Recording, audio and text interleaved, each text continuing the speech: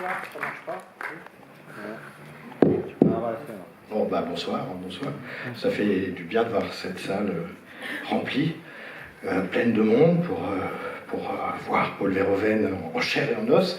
Avant de commencer à vous présenter à la fois le film que vous allez voir ce soir et celui qu'il a réalisé, quelques mots de remerciement. Tout d'abord l'ambassade des Pays-Bas qui nous a aidés à concrétiser cette rétrospective.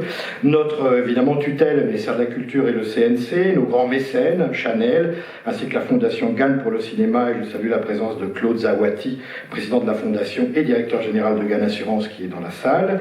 Je salue également la présence de Fabrice Affuta des hôtels Bavrez, qui nous a aidés à organiser l'hébergement de Paul à Paris. Et puis surtout, alors un grand remerciement au High Film Museum, qui est l'équivalent de la Cinémathèque française aux Pays-Bas, et grâce à qui vous allez pouvoir découvrir les premières œuvres de Paul Verhoeven, et puis les films de sa période, de sa première période, dont certaines copies sont devenues très difficiles à trouver, et qu'ils ont mis à notre disposition. Donc merci au High Film Museum, et aussi merci à Annick Girard, qui est au service de la programmation, travaillé avec moi à la réalisation de cette rétrospective. On peut l'applaudir, Annick, parce qu'elle a beaucoup travaillé pour que vous puissiez voir l'intégralité presque de l'œuvre de Paul Verhoeven. Alors, vraiment, merci d'être venu pour cette rétrospective, donc consacrée à l'œuvre de Paul Verhoeven. Elle a commencé la semaine dernière, je crois, avec le film Spéters, qui vous a été présenté par Bernard Benoliel. Pourquoi cette rétrospective aujourd'hui ? Il nous avait semblé nécessaire, alors que son nouveau film Benedetta vient de sortir en salle, de remontrer l'intégralité de son œuvre. D'ailleurs, qui a vu Benedetta ? Voilà, alors les autres, il faut y aller, très vite, voilà, parce que vous verrez que c'est vraiment un film de Paul Verhoeven. On peut même dire que c'est un remake de Showgirls, vous allez voir. Parce qu'en fait, voilà, on a le sentiment que Verhoeven est à la tête d'une filmographie qui présenterait les qualités d'une grande diversité, tout autant que d'une implacable cohérence. Paul Verhoeven, c'est un génial raconteur d'histoire, d'abord, mais aussi, quel que soit le pays de production de ses films, les Pays-Bas, bien sûr, où il a commencé sa carrière, son pays natal, mais aussi Hollywood, où il resta près de 12 ans, et puis la France maintenant, grâce à son producteur Saïd Ben Saïd, qui est dans la salle et qu'on peut applaudir aussi.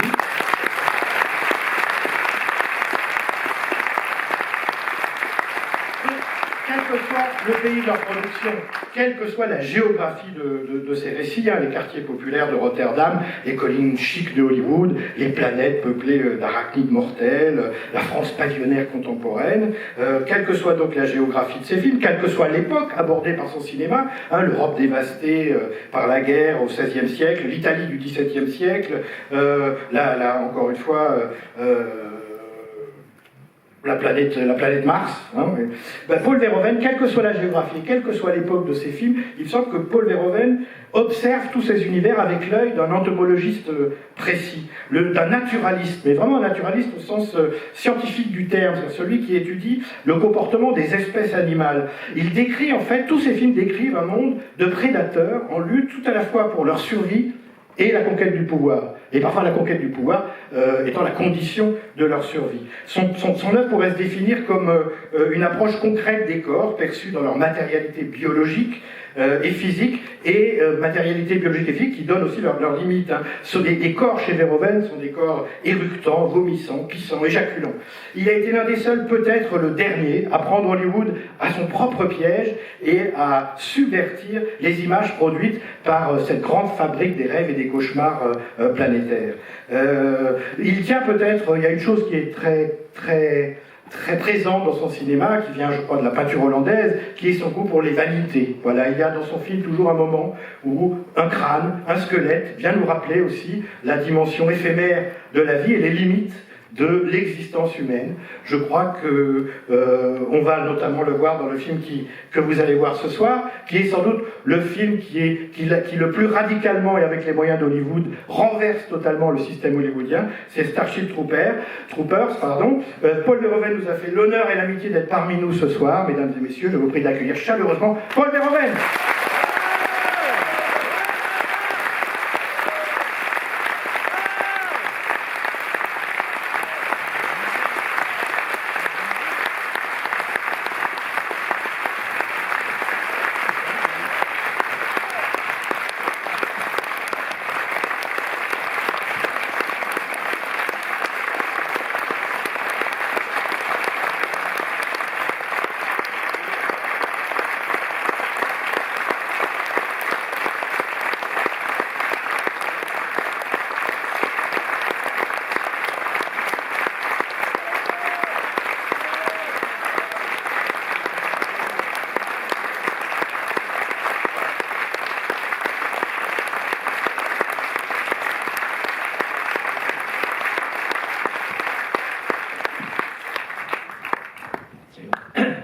you very much.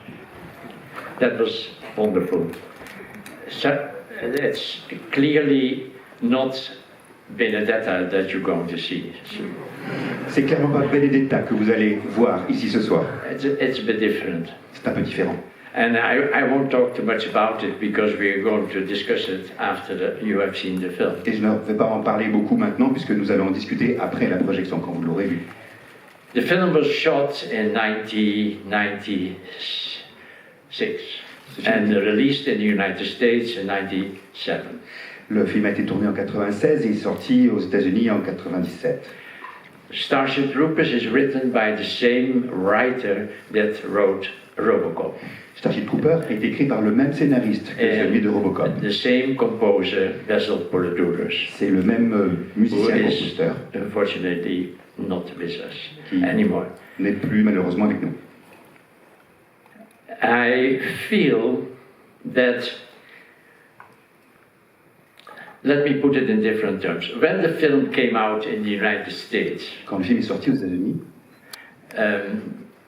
the reaction was pretty negative. la réaction a été très négative. I was accused to be a neo-Nazi, a neo-fascist, as was my scriptwriter. Et on m'a accusé d'être un néo-nazi, un néo-fasciste, ainsi que mon scénariste. And it is true that if you look at the movie, you can recognize some elements that came from a film of Leni Riefenstahl, Triumph of the Will. Il est exact que si jamais vous regardez le film, vous pouvez y trouver des éléments du triomphe de la volonté de Leni Riefenstahl, Which is a propaganda film for Adolf Hitler. qui est un film de propagande pour Adolf Hitler.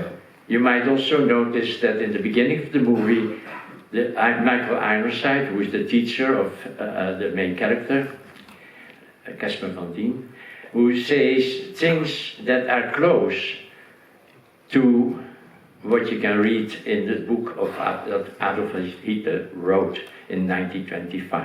Vous remarquerez aussi que dans les premières scènes, ce que dit le personnage du professeur ressemble de près aux propos de Adolf Hitler quand il les écrivait en 1925. But it has a goal. Mais tout ça a un but. And I hope you can see that. Et j'espère que vous le verrez. That the movie is about something else. Que le film parle d'autre chose. It's about the possibility of a country moving to the ultra-right. La possibilité éventuelle qu'un pays vire à la droite, l'extrême droite. And I think we should talk about that after you have seen the film. Et je pense que ce serait bien qu'on en parle après le film. Okay, thank you very much. I'll see you back in 2 hours. Alors, juste deux choses. Attendez, il y a une surprise pour vous. Il y a une surprise pour vous. Juste pour vous rappeler que Paul Verhoeven sera là mercredi soir pour présenter Basic Instinct, il sera encore là. Et pour vous rappeler d'aller voir Benedetta qui est sorti en salle la semaine dernière et saluer la présence d'Olivier Rabourdin qui est dans le film. Applaudir. Voilà. Alors on a une surprise pour vous. Vous avez un fauteuil, il y a un fauteuil d'honneur qui portera votre nom à partir de ce soir. Il y a un fauteuil de la Cinémathèque qui sera le fauteuil de Paul Verhoeven.